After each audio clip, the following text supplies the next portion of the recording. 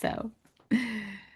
All right. Well, why don't we go ahead and get started, seeing it's two past the hour, whatever time zone you're in. We're a couple minutes past, and so we'll go ahead and get started. We may have some people joining us, but we just really want to thank you all for being here. This is really exciting. This is our first ISK Rig webinar, and so we're really, really thrilled that you are able to join us and be here with us.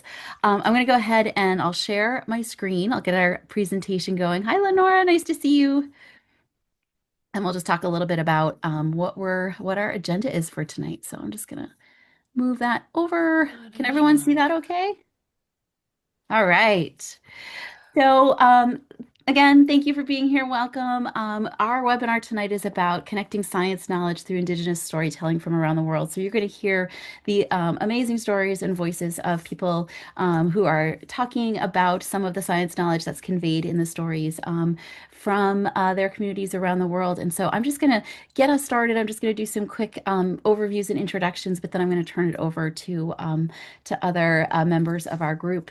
So just sort of to provide some context, I'm sure most of you know this, but NARST is the NARST rigs, the research interest groups are designed to really further member-specific interests and commitments. And so the Indigenous Science Knowledge Rig research interest group was started a few years ago to really support research focused on Indigenous knowledge systems within Indigenous communities, to really explore Indigenous methodologies and ways of doing community-based research, to highlight best practices for working with Indigenous communities in partnership with, and to really increase awareness of the contributions of Indigenous knowledge systems into science, education, and research, and to amplify the voices of Indigenous researchers and educators. And so we're really, really excited about the work that continues to get brought forth as part of the rig, to just the community that we are establishing as part of this rig, and just the really incredible,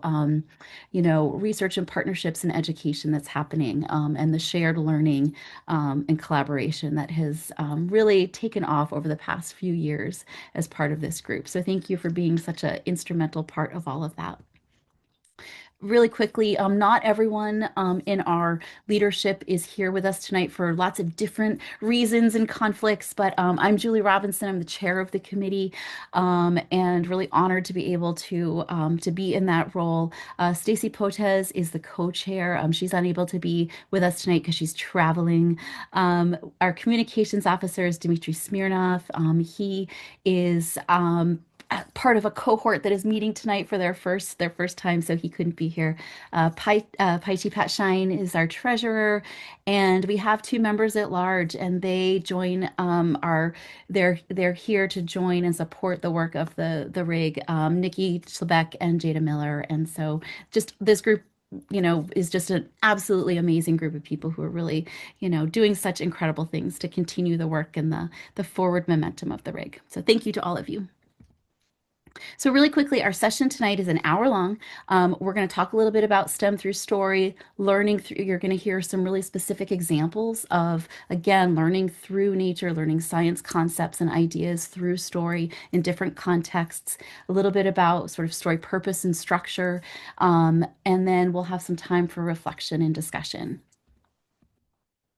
And we really hope at the end of this session that you'll be able to think about some ways that global stories convey knowledge about scientific concepts and practices, that you'll be able to think about how story's purpose shapes its content and structure, that you'll be able to explore the diversity of story structures and the different ways that stories are told and enacted and retold, and to start to think about some respectful and responsible ways to include story within science education and research.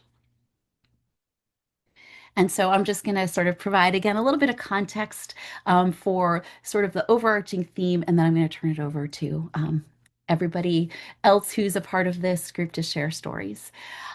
So we know and we recognize that Indigenous stories can offer all students a lens to access and connect with STEM education. And so stories from across the globe can reveal generational knowledge and understandings about natural systems like fire, water, earth processes, about scientific practices and engineering practices such as observation and trial and error and cause and effect and things like that. And also ecological interconnectedness, that we really see how all elements and kin within a system are connected and reliant on each other. And it really positions humans to be within that system, not in a hierarchical relationship, but within that ecological connectedness. And then they also reorient, as a lot along those lines, humans' role to learning about the world, learning about science, to learning with and learning from the natural world, really letting the ecological environment, the natural world be the teacher, be, how we're learning from and with, that we're learning in reciprocity with the natural world and with others, and that we're learning the language of the place that we're in. So we're using the language and we're learning the language of the place that we are learning from and learning with. Um, and just again, repositioning humans' relationship with that in order to learn in reciprocity. Oops. And so, what you're going to hear next are Indigenous stories that showcase the STEM knowledge that are conveyed in these stories, that are embedded in these stories from Taiwan, from North America, from Hawaii, and from New Zealand, and really highlighting how we learn from nature for things like human survival, for fire and energy transfer, for biomimicry, for wayfinding. So much of these practices and disciplinary knowledge that we learn through the conveying of stories. And we really want to showcase in this session themes across these stories of how science knowledge and concepts can be learned and applied and transmitted in really meaningful ways. The story is conveying the knowledge, the story holds the knowledge. And with that, I'm going to turn it over to Peresang.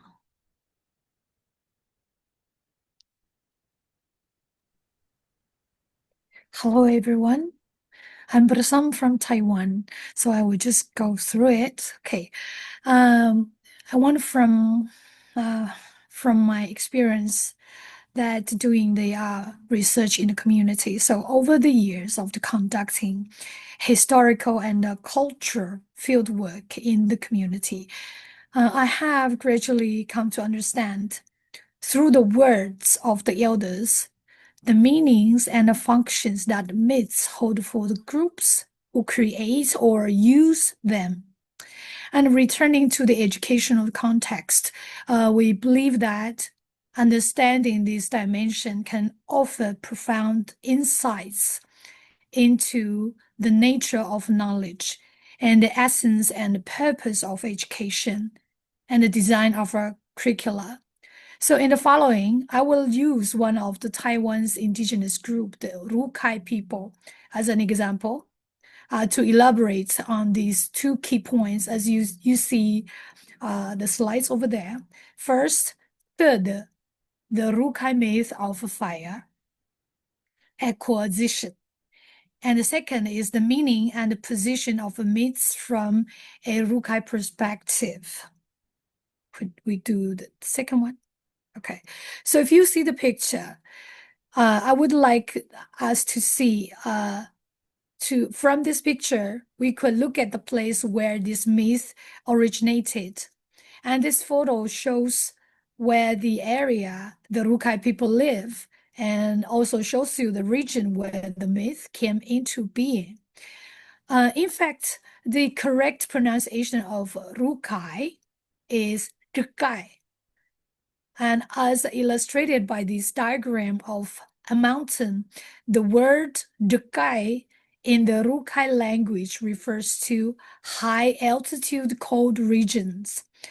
Thus, the Rukai identify themselves as people of the high altitude cold regions. And this is a very important information because it's related to the myth that I'm going to tell you. So, and the myth about the origin of fire goes like this. It says, during the time of the Great Flood, the fire on one side of the mountain went out. So they began attempting to obtain fire from the other side of the mountain. However, neither the people nor any of the animals succeed until the creature that looked like a fly, in Rukai we call it third, appeared.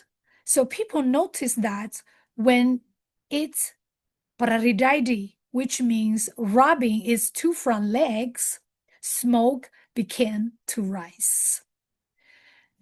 And next page, please. And according to the word of the elders we interviewed, to understand the meaning of Rukai myths and their place within Rukai culture, there are three key terms that must be grasped, must be understood. First, if you can see the table one, says bukat, which means to create.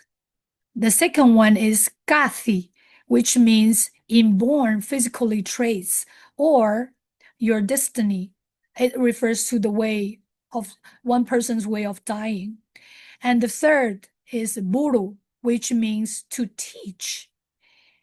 And if you go to the second one, the mediums through which these actions occur are respectively Nibukatsana, which means nature, and aburu, which means myth or story.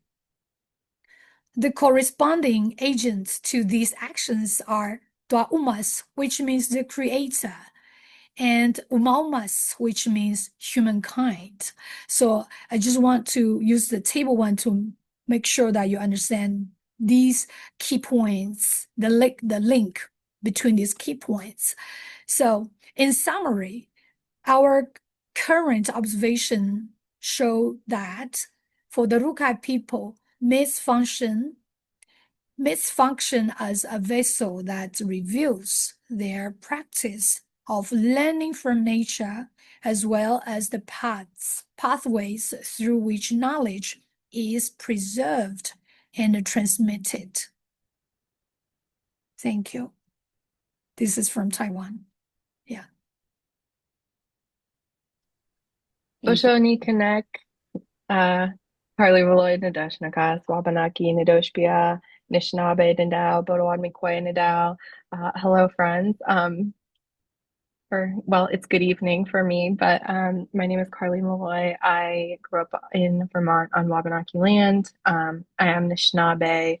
Specifically, I am citizen Potawatomi, and I'll be sharing pieces of a story from my people. My people are the Potawatomi or the Potawatomi. Our homelands are in the Great Lakes of Turtle Island, so present day US and Canada. We are the people of the place of the fire, which means we hold the sacred fire, which is another story. Specifically, the Citizen Potawatomi, my band was removed from the Great Lakes region to Kansas and now Oklahoma in Indian Territory. My people were removed from the land by the US government, and it really wasn't too long ago. And currently, the Citizen Potawatomi Nation, as I said, is located in present day Oklahoma. So, some context to where I'm coming from geographically with this. And I wanted to take a moment as well to introduce Nana Bosho. Nana Bosho is a trickster figure in our stories and stories from other people as well. He's a shape-shifting hare, and he's also a teacher. He's featured in many of our stories as someone we gain so much knowledge from, someone we learn from. And to give a little background, our stories, including many of the ones that highlight Nana Bosho, are primarily told in the winter. So there has to be snow on the ground to tell a lot of our traditional stories. And I was taught that the reason for this is because our stories hold they hold a lot of knowledge, but they include a lot of animals that are around us, our kin and our animal relatives, and it's disrespectful to talk about them when they are awake. But in the winter, they're hibernating and they can't hear us talking about them and telling stories about them. And I share this background because when my people were removed from the Great Lakes region, a place that had a lot of snow, still gets a lot of snow, and were removed down to Oklahoma, we really lost that aspect of our storytelling, and it had to dramatically shift because we lost, suddenly we had to tell stories differently because the kin that are in the place we were in weren't really with us anymore once we were removed, and Oklahoma also doesn't get that much snow. So our stories were traditionally told during a certain time, in a certain place, and with certain people. But luckily for us, it is winter, where I am and in the Great Lakes, and we have a lot of snow. So our storytelling season has started. But does Pauline need to jump in right now? Are you good, Pauline?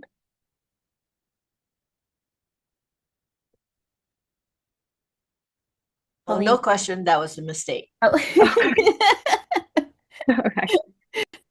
Um, But to give a brief overview of a story I've heard in many different settings it's about Nanabosho and heron.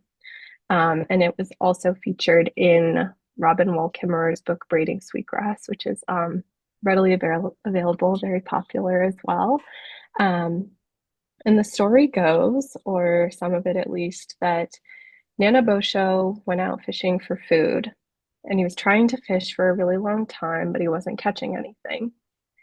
He was having just terrible luck. And eventually, Heron approached him and said, I can teach you this different way to fish, and you'll be much more successful if you learn from me. And other context is now some of my tribe's fishing technology really comes from Heron and his strategy to fish as well. But Heron showed Nanabosho this new way to fish. And while he was teaching him, Heron did warn him. He said, you have to be careful though when I teach you this way. You can't fish more than you would have anyways. You can't take more than your share of fish. Even though you'll catch a lot more now, you still have to be mindful. So Nanabosho started fishing in this new way, and he did catch a lot more fish, but he kept fishing and fishing and fishing, and suddenly he had taken far more than his share. And with this error, he had to see the repercussions of his actions, of taking more than his share, and using guidance and knowledge that was given to him in a way that wasn't its original purpose. So some ways of teaching science knowledge through this story is how we disrupt our ecosystem so tremendously, how one person or being can disrupt it so tremendously.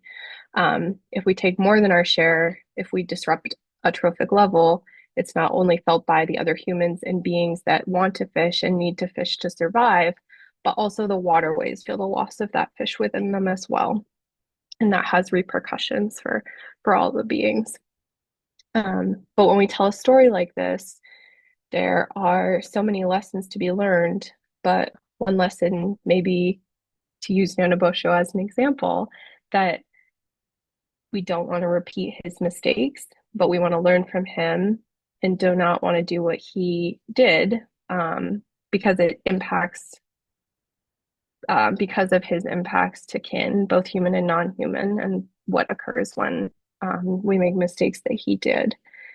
And what I was also have been taught is that we should always be thinking 7 generations ahead. And that means to think about what we're currently doing that is going to set up our descendants and the future generations for success. So if we use this story as an example with overfishing a certain place, our generations in the future won't have the same opportunities that we will. And a lot of our stories also think about how we can use the knowledge in these stories to set up our future generations to not only be as successful as us, but hopefully more so. So thank you.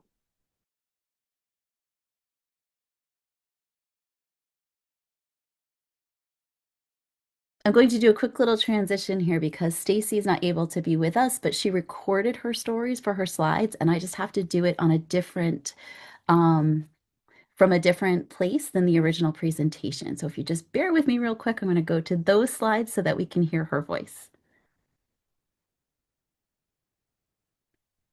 And I'm going to try to share again. I may have to go back and forth a couple times, but I'll do my best. And can everyone see that okay? I'm going to just leave it like this just for the sake of efficiency. And I'm going to go ahead and hope it plays. Refer to stories as mo'olalo. In Hawaii, we refer to stories as mo'olalo, but mo'olalo are much more than simple tales or legends. The word itself means succession of talk or a continuous line of knowledge passed down through generations. Mo'olalo carry history, values, science, and relationship with the natural world. They are a way that ike kupuna, or ancestral knowledge, was carefully preserved and shared long before written language. Through mo'olalo, communities encoded observations about animal behavior, weather patterns, plant life, ocean currents, and material properties. These stories taught people how to live in balance with their environment and how to care for land and one another. Mo'olalo are also deeply tied to place. They are not abstract stories. They belong to specific landscapes, winds, rains, and waters. When we listen to mo'olalo, we're learning how people understood their surroundings through generations of close observations and lived experience. Importantly, mo'olalo teach through metaphor and relationship. They don't separate science from culture or emotion from knowledge. Instead, they weave together biology, ethics, spirituality, and responsibility. In this way, mo'olalo functions as both educational tools and guides for how we live. When we engage with mo'olalo today, especially in education, we're not just retelling old stories. We're reconnecting learners to Indigenous ways of knowing, ways that recognize nature as teacher and knowledge as something rooted in relationship, respect, and purpose. So I'll share mo'olalo that models biomimicry. Biomimicry is the idea of learning from nature's design to solve human problems. This story reveals behavioral strategies and material properties that shape the design of the luhe'e lure. So to provide some context, the luhe'e is a fishing lure used to catch octopus. You can see in the picture that it's made of a cowrie shell, stone, wood, fiber, and bone. So here's the story, or the mo'olalo. And it's about a he'e, which is an octopus, and iole, which is a rat. So in the story, the rat is stranded on a small island off of Oahu. The octopus kindly offers to carry the rat across the ocean, and the rat sits on the octopus's head during the journey. While sitting on the octopus's head, the rat is just so terrified the entire time. And when they finally arrive, the octopus realizes that the rat has left him a present on its head, and his head is soiled. So the octopus is so furious and starts chasing the rat all over the place. And that's the story of the luhe'e and how the luhe'e mimics this rat. So the octopus still is trying to catch this rat. And what's interesting is that many variations of this story exist all across the Pacific. I'm going to go to the next one. Preserve knowledge about how Sorry about that. Through mo'olalo like this, communities preserve knowledge about how the octopus moves, senses, and responds to its environment. Knowledge that inspired tools designed to work with natural systems rather than against them. When we engage with mo'olalo as sources of environmental and scientific wisdom, we begin to see that innovation is not new. Indigenous cultures have long been practicing biomimicry through careful observation, storytelling, and deep relationships with the world. Researchers Carson and Hung trace the luhe'e all the way back to about 1500 BC in the Marina Islands. And the image shows an early version made with cowrie shell plates rather than an entire shell. This design works so well that fishermen still use this type of lure today. Growing up, I was surrounded by fishing lures of all kinds. And looking back, I realized that my dad owns many versions of the luhe'e and actually has been altering it as time went by. So you can also see in the picture on the right, he no longer used bone or a stone for the sinker, but has used lead instead and found it to be more effective as time went by. So when we bring together the mo'olelo and the traditional fishing practices, you can see that story and science work hand in hand. This pairing shows us that culture and science are very much intertwined, and that ancestral knowledge offers powerful pathways for STEM teaching and science concepts today.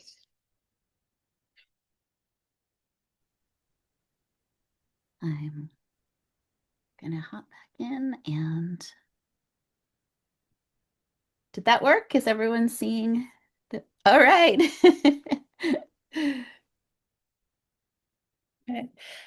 Kia ora, wishing everyone wellness from Aotearoa, the land of long white cloud, also known as New Zealand.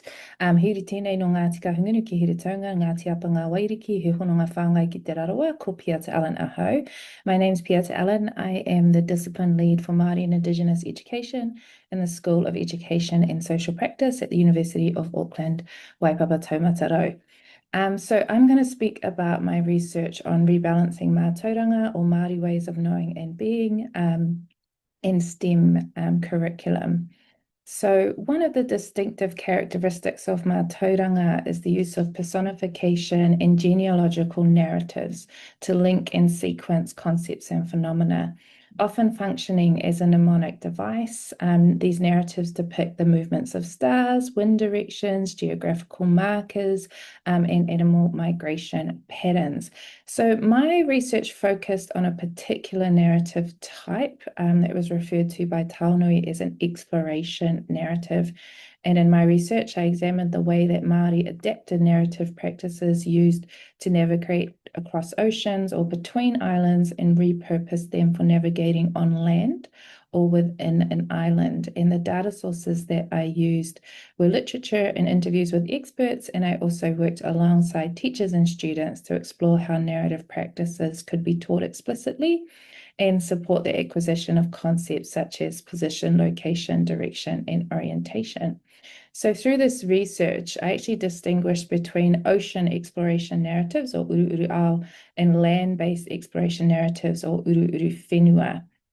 And interestingly, ocean-based wayfinding narratives can be categorized as chase stories or described as chase stories, where a protagonist is chasing a fish, chasing a whale, chasing a migrating bird, etc., while land-based exploration narratives are often still chase stories.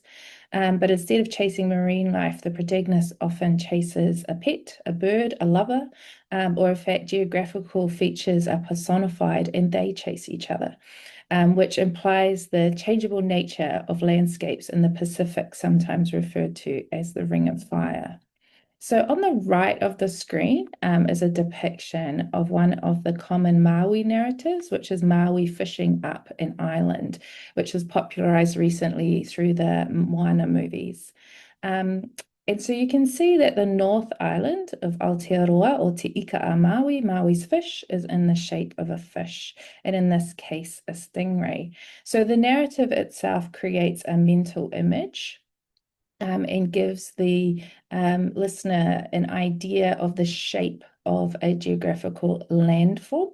And we can see with the North Island, it's sort of got a long skinny tail, and it's got a wider sort of part in the middle, which are the wings of the stingray, and then the head is to the south.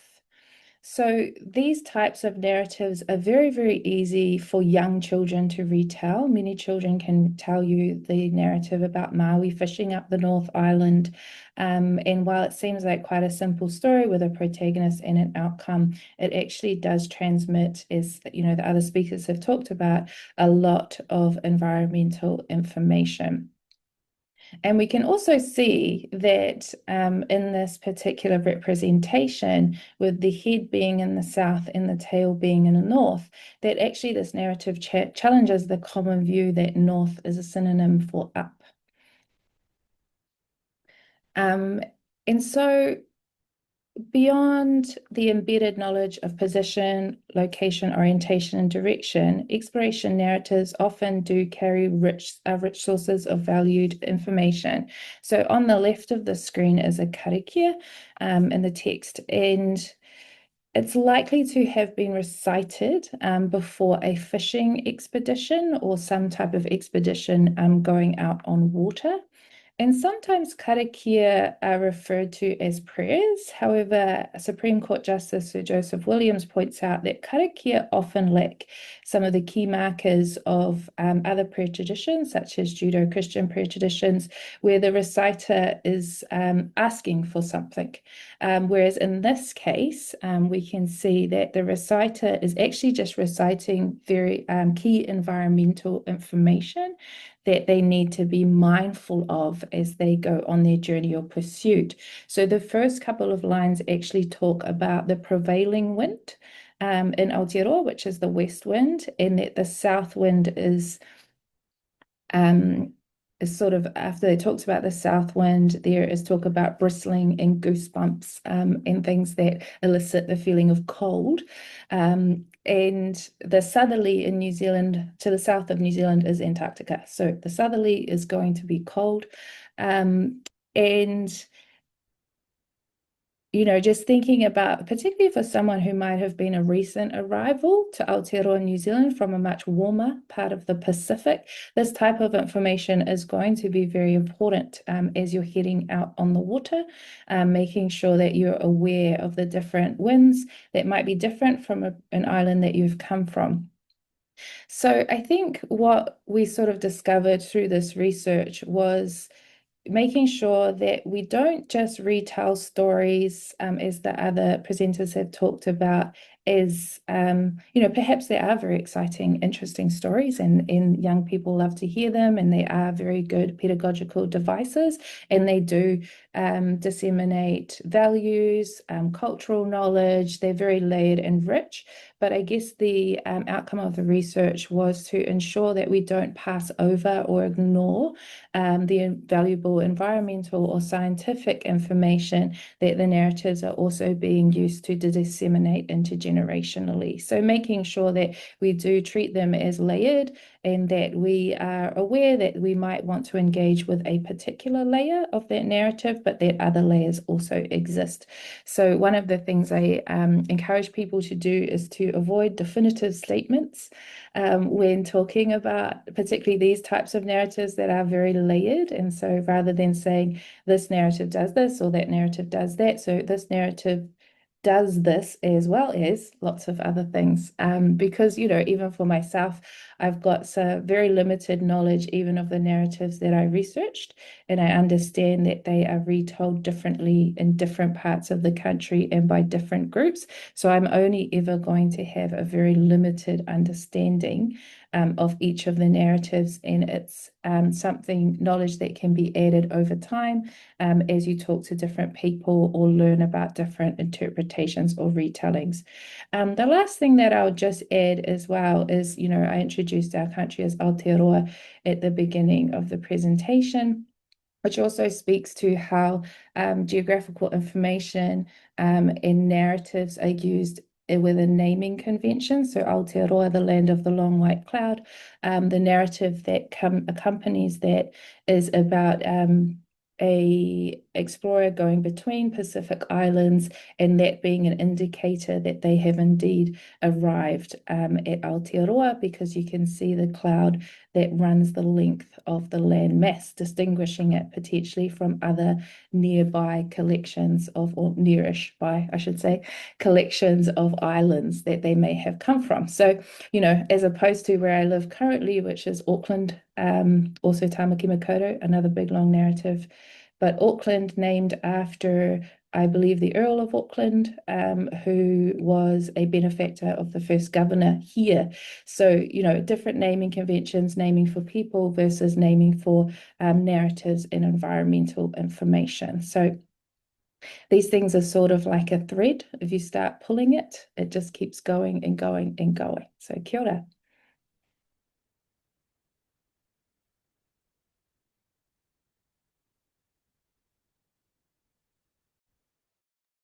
I'm just gonna check back because I think, oops, I need to just get to the right slide again here. There we go. Okay. And Pauline, I think we're all set for you. Just a second. Aloha, everybody. I've really learned a lot through this process, and I'm very happy to follow people who have such deep knowledge. So I did want to just introduce myself briefly. I'm from fourth generation, but my ancestry is from China. I grew up here, the fourth generation of people who have been here, but I did not know about language or stories because we had a process of not being able to teach in Hawaiian, and no language was used in any government, no Hawaiian language was used in any government setting. So a really important constitutional change was in 1978 that brought back Hawaiian language. And it took about 20 years for the first group of students to learn Hawaiian, and schools graduated. But now in the university system, you're able to enter from preschool to a doctorate in Hawaiian. And so for those of us that grew up during a time when Hawaiian was so suppressed, it is always delightful, but also contentious and worrisome. So I'll talk a little bit about the how people have shared, sort of the general things, and then I'll go into a kind of a scenario for us to think about. So as mentioned earlier, Indigenous stories connect to science through so many ways. We do have stories about Maui and Hawaii of hooking up the islands too. So it's really, there is that connection. So the stories present a biocultural worldview. They integrate nature and culture, transmit place-based ecological knowledge across generations. So it is extremely important. For example, if you have to teach stories, tell stories when the snow is on the ground, and you've been forcibly moved to a place where you don't have snow on the ground, there are ways that you want to think about how do we maintain cultural transmission. Third, conserving the language that maps movement of plants, animals, and people. So for example, the sweet potato that originated in South America is called kumara in several different areas, and it's called uala in Hawaii. And it is valued as a famine food across cultures. And the photo on the right shows the uala. They also convey values and practices oriented to sustainability. And this has come up in the stories that people have told. For example, there was a kapu on catching fish or harvesting giant clams when spawning, and this was in Hawaii and in Palau. But what I'd like to also talk about a little bit before I move over to that last slide, I did want to focus on the sweet potato. And the saying, Heuala ka ai, haola kokeiwi. The sweet potato is the food that ends famine quickly. So we grow that and we harvest the sweet potatoes after 4 or 5 months, but we are also able to eat the leaves as we go along. Okay, so this would be a characteristic that would cause sweet potatoes to be valued, and I saw them growing all the way up through Japan. So let's look at number 5. Storytelling also involves intellectual property. So do you mind changing the slide? So when we consider Indigenous storytelling, we also have to look at respect, trust, collaboration, and reciprocity. There is an aspect, a very large aspect of Indigenous data sovereignty. I'll lead into this by talking about a conversation I had last week with a colleague in Samoa who said that if somebody tells a story and it is associated with that particular village, if you're not careful and acknowledge where you're having this, the source of the story, you might actually create a lot of problems because there will be somebody in that village that says, oh, I have a different version of that story. And it's not right for you to share that knowledge without acknowledging me.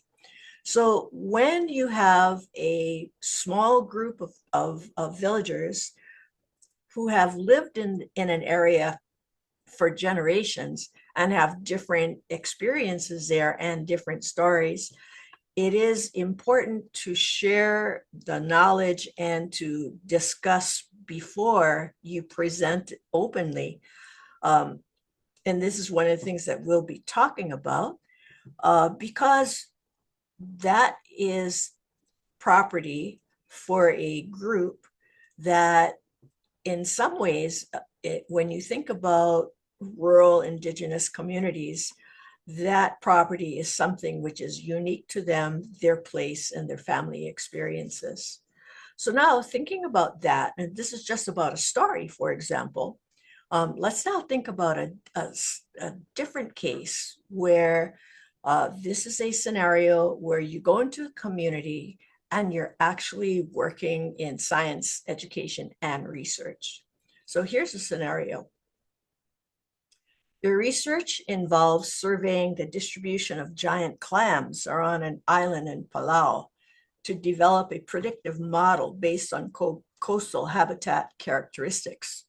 Villagers have shared stories about conservation and the clam bearing, and I'm not sure if I'm saying this correctly, Latmikaik, the mother of humans.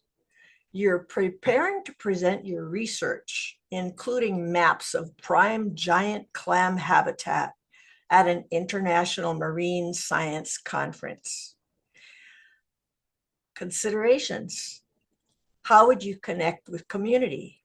Plan fieldwork, data gathering and analysis, developing and delivering your presentation. So thinking about how many of us are funded through National Science Foundation or other organizations where we are obligated to do research, but we also have to do outreach, we want to think about very carefully how our work could potentially impact the people of the area. So I won't discuss this now, but I'd like you to think about it because we will have a time for breakouts and discussion. But I'd like you to look at that picture of the giant clam. Some of them weigh over 500 pounds.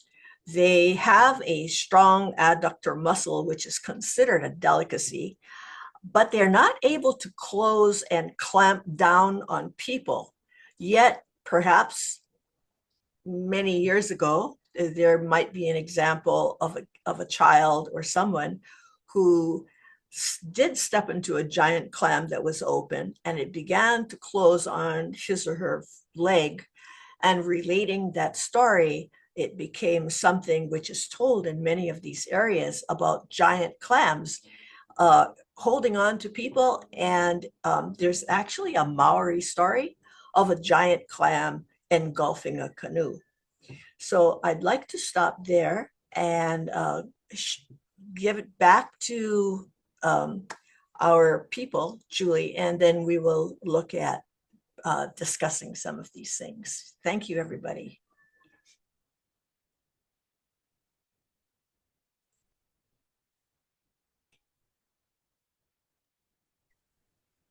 So, Nikki, you are most welcome to hop in here if you'd like to. Yeah, absolutely. Thank you so much, Julie. Hi, everyone. My name is Nikki. I'm a PhD student down in Miami, Florida. I live in the land of the Tequesta and the Miccosukee peoples, and I'm very, very grateful to be here. I also just wanted to first thank our presenters. I've learned so much from you all today, and it's such a gift to be able to hear your stories that you chose to share with us. And also thank you to the participants for choosing to be here. I know that like everyone's from literally all over the world today, and so it's really great that you guys choose to be here for this hour. So we have just under 15 minutes. I'm about to paste a link in the chat, and we are going to do a little bit of discussion and active work together. So let me do this right now. Okay. Here we go. So you're welcome to open that link. You'll see that the first slide is the same slide that we're looking at now.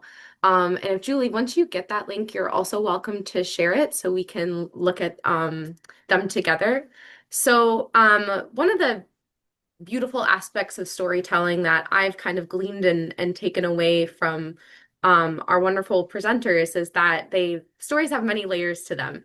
And they're also directly connected to place. And so if we walk away today feeling like we have more questions than when we came into the webinar, that means that you're on the learning journey. That means that that's great. Like that's not a bad thing. I actually encourage you to continue grappling with these questions and feelings that you may have that may be arising. So welcome to the journey.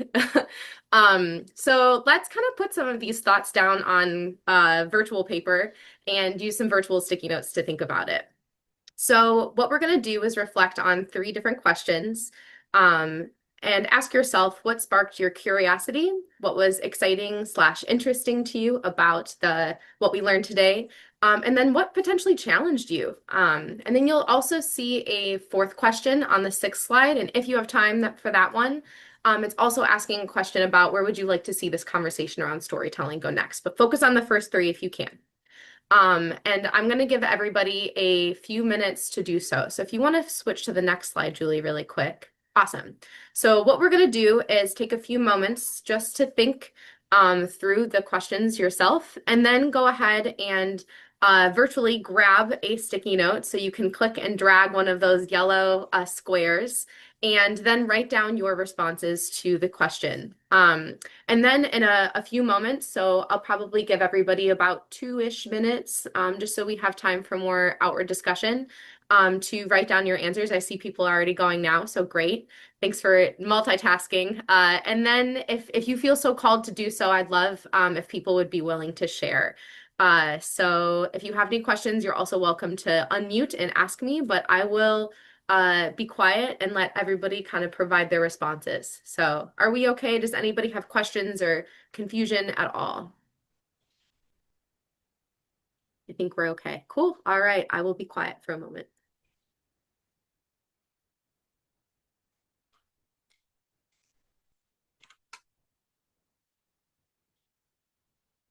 Yes, I will do so. I'll put the link in the chat again.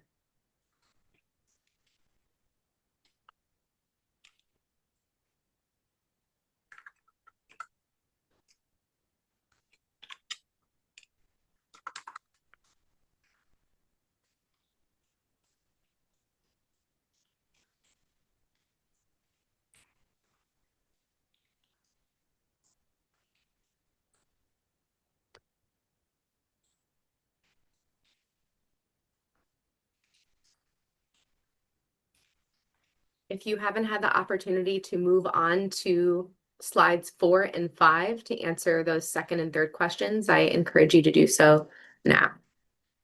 Sorry to rush everybody.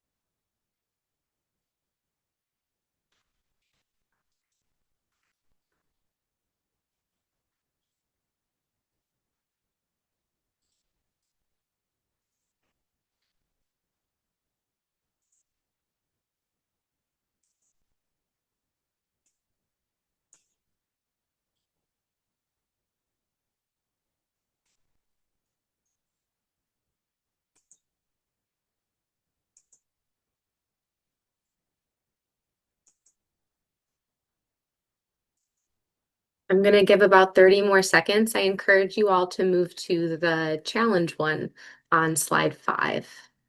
Oh, wait, no, sorry, that's the curious one, excuse me.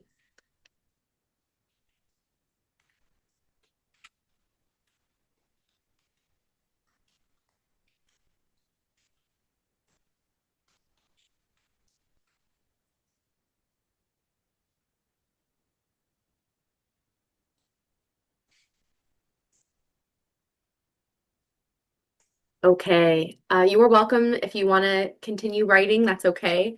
I actually, Julie, if you wouldn't mind, you can continue sharing. Everyone is also welcome to kind of pull the bar on their Zoom as well, so we can still see our faces. But I asked to continue sharing just so we can physically see the answers. But our wonderful faces are important too. So hopefully we can see each other on both ways. Okay, so looking at our first question, would anybody like to share out what they felt was most interesting or exciting for you that you learned today?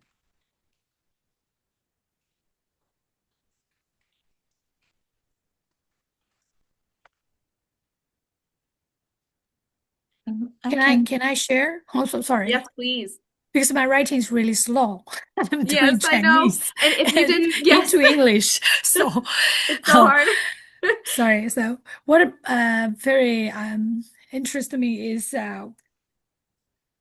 one of this is what told by, let me see. Let me see the name. Sorry. Uh Carley? Sorry, from Canada. Yeah. So she mentioned about we are not just choosing any time to tell the myth. So that really interested me because we have the same rule. And so this storytelling, they call it storytelling seasons, and we call it storytelling time. So it is kind of a manners, and also is ethnic thoughts in in our culture. So that really give me some thoughts. And the other thing is told by Piata.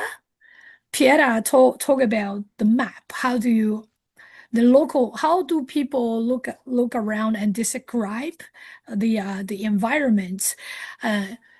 And most of the things that we are really suffering from now is how do we tell the direction? So it's very Yeah. different from the major knowledge. So, but this is also interesting part. So that's what I'm very interested in, and also very thankful to hear this information that gave me some ideas. And of course, I have a lot of things from Pauline as well, like that sweet potato. That the final question she asked is also really making me think I'm an indigenous person, but it doesn't give me the guarantee says I can do whatever I want to do in my villages. So that really I mean, as a researcher, we really need to think a lot, especially when you are part of this group as well. We really need to, you are the bridge for the researchers as well. So not only you represent your indigenous person. Okay, thank you very much. Okay. Thank you, Peresang. I really Yeah. appreciate all you said. I think I saw Rebecca Hammocks Yeah. unmuted a minute. Yes, please. Yes. Yeah, so I have always been very interested and excited in the connection between place and learning, and all of the stories that were shared tonight show this deep, meaningful connection between the places where the stories originated and the meanings that they were sharing. And something that really I hadn't really thought about consciously was when Carley mentioned, the forceful removal of her people to this completely different place. And now the purpose behind that storytelling, it's out of place. And so that was really resonated with me. And I just wanted to share that. Thank you, Rebecca. I'm sure there's so much more, and I encourage the reading of other things, but I'm going to move on to the next question just for sake of time. Would anybody like to share a challenge out loud? be brave. I encourage it. I'll be brave. Yay. Yeah, I've been thinking about, so I mainly do informal ecology instruction and research, and have been thinking about, other ways of observing the natural world. So using arts-based data collection and indigenous practices of close observation and things. And I still struggle with as a, Western white woman authentically engaging students with these practices without them feeling like I'm co-opting Yeah. something that's not mine. And I don't know how to get past that without just continuing to read and study and practice and become more comfortable with it. I don't know if anybody has any suggestions. I hear you. I would say that is a conversation that is present in many of it exists in many of the spaces that we're talking about. This relationship between kind of the STEM Western academic world and these deep storytelling opportunities for us to learn from that actually I learned this from Piata just a few weeks ago. Hadn't thinking about it before, I hadn't thought about it this way before, but just that how old and historical and deeply rooted these stories are and how young STEM is. And I say that um, to let you know that those questions are good and there are not direct answers. I think the answering comes in the grappling. At least that's how I handle this journey, this pathway. It's the continuation of being in this space. And I'm definitely not the only one who has the best answers, but that is one of the ways that I grapple with it. Would anybody else like to add? Can I just add something? Is it Yes, please. just for us to consider? I think what Peresang said as well is even as an Indigenous person, you don't own these things. Mm. And so I think maybe one thing for us to think about is within the statement was the word mine. It's not mine. And I think maybe that's the thing that we need to all think about, is how do we participate in a practice that we don't own, that's never going to be mine. I might experience it, I might practice it, I might, with guidance. Obviously, even in my research, I needed to make sure that I was talking to experts and people who could guide me, but I'm never going to fully know. It's never going to be mine. Yeah, and how do we sort of find a way to do that respectfully, as Pauline talked about, and with trust and through relationships. I think that might be where we need to sort of do a bit more thinking, and I'm speaking to myself as much as as anyone. I hear you, Piata. Thank you. That resonates. Yeah. So I know that there are two more bits that people got to share. So I encourage you to briefly look over them before we have to leave today. And the nice thing is you have the link to continue filling them out or reading over them if you'd like. So I'm going to pass the puck back to Julie and just thank you all for being here.